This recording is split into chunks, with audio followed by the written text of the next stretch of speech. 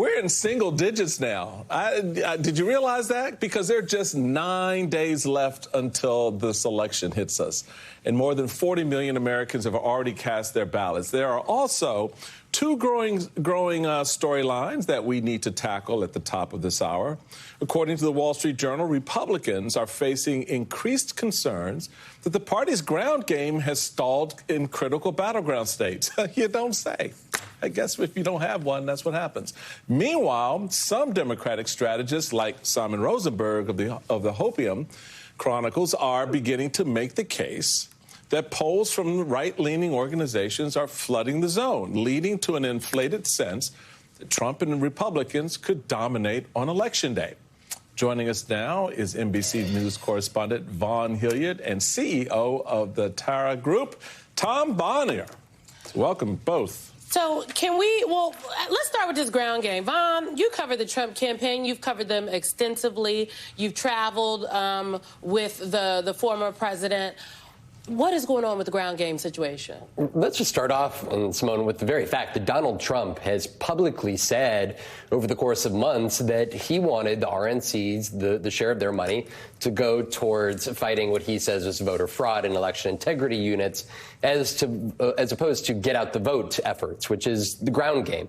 Donald Trump in August at a campaign rally in North Carolina, he literally told the crowd that they already have enough votes. They just need to make sure that there's not cheating so that they don't lose. And we have seen that play out at the ground game level across the country. It's usually the RNC and the campaign that teams up with the state GOP to build those ground game operations. But instead, here in the recent weeks, we have seen them effectively outsource that operation to the Elon Musk PAC, America PAC, which is sort of haphazardly trying last minute to put something together, along with the likes of Turning Point USA, which is that Charlie Kirk organization. But neither of those two organizations, neither of them have any wins to their name on record here. And so that is a lot of pressure to put on these organizations to do Donald Trump's campaign ground game efforts here. And I think that is where I was in the rural Arizona County of Mojave County just last week, kind of like MAGA capital of the West, if you will. And it was grassroots volunteers for Trump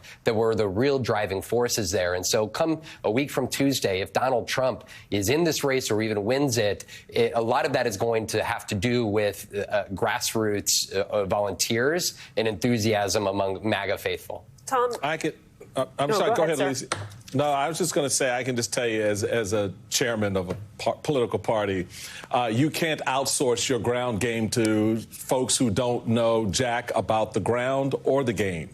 So you are where you are at this point. Alicia, I'll give it back to you. I just wanted to make that. I look forward to learning what the difference is between the ground and the game, Chairman Steele, but we can save that for later in the show. Tom, tell me, at this point, 9 days out, what can polls tell you? What is it that polls cannot tell you? Well, what polls can tell us at this moment is that it's a close election, or at least that's the most likely outcome. We do see that they're bouncing around a little bit. Everybody is still riding the roller coaster for some reason.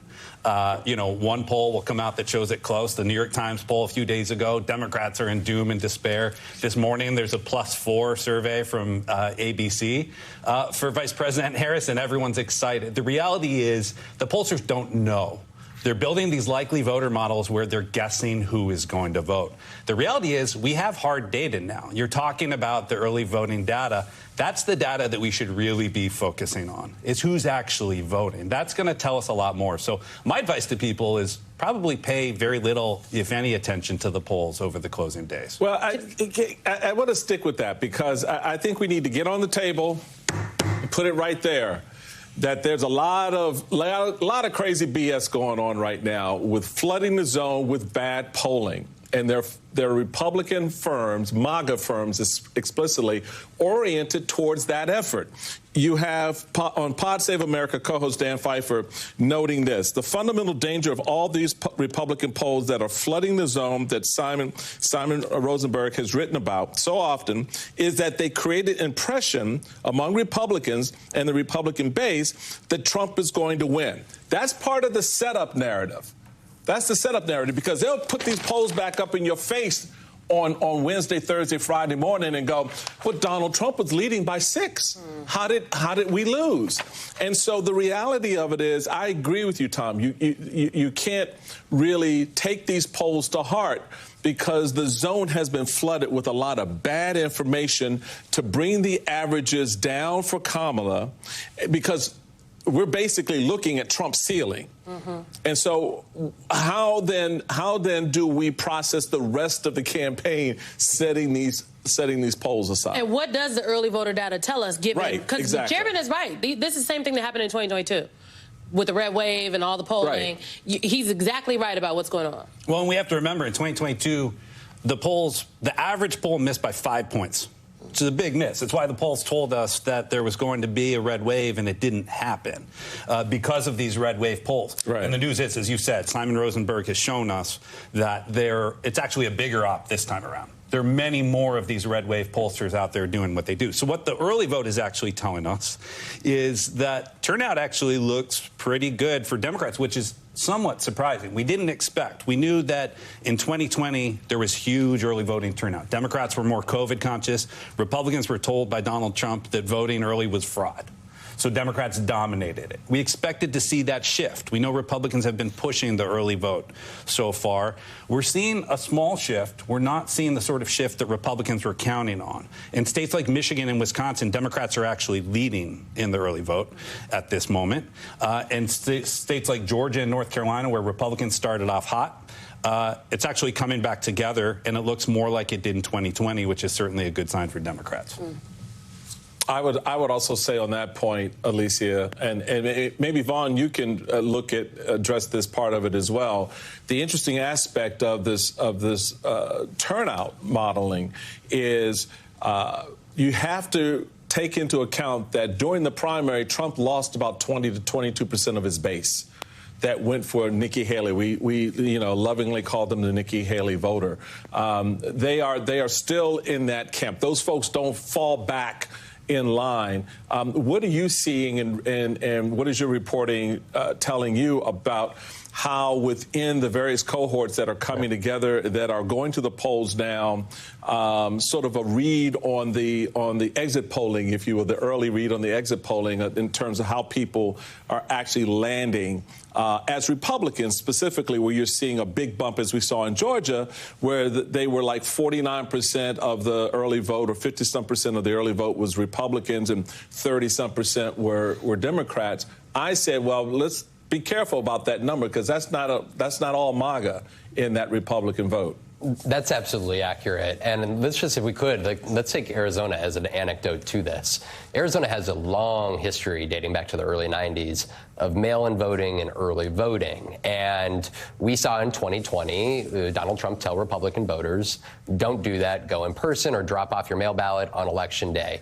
And at the close of election night, when most people were going to bed, Joe Biden had an 8 percentage point lead. But as they started to count those late mail ballots that Republicans were turning last minute, that 8-point lead turned into just 11,000 votes. But if you go, and this is where I think potentially the data that we're seeing so far in this 2024 election is actually maybe more reflective of the 2018 election in Arizona, where at that point in time, it was Republicans who historically were the ones that would mail in vote and early vote.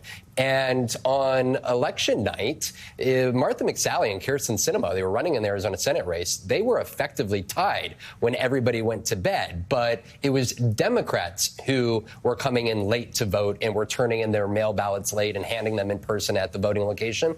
And Kyrsten Sinema ended up beating Republican Martha McSally by 2.5 percentage points. And so for Republicans, they want to see these big numbers coming in right now, because that's how it used to be in some places around the country. If they were not getting these numbers, that's what would be so highly concerning for them. But to your other question, I think when we're looking at here that turnout operation here, really my question that is outstanding, which again, when we're talking about turnout models, just how many of those MAGA faithful are going to actually become MAGA voters? Because Donald Trump turned out a record number in 2020 around the country. But are there even more of those people that he's able to turn out here over the course of the next week? Yeah. Tom Bonnier, I am curious. When Vaughn came on, I said, what do you want to talk